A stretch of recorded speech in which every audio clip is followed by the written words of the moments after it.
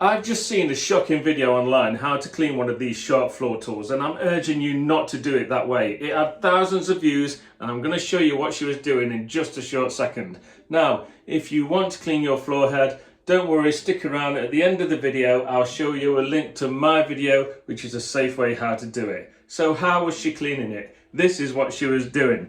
She was just dunking it in a sink full of water, rinsing it under the tap, going hell for leather with cleaning stuff. And this is a faulty floor tool, by the way, I'm showing you on. I would never do it on a working one. The problem is inside you've got all these electrical workings. I'm just showing you on this one. I've just pulled it apart just to show you. Now there's electrical motors, electrical circuit boards. You're not only going to wreck your shark vacuum cleaner and leave up with an £80 bill to buy a new floor head, but you're also risking your safety too. So please don't put it in water. Instead, watch my next video if you've got a shark. That will show you how to clean your floor head properly.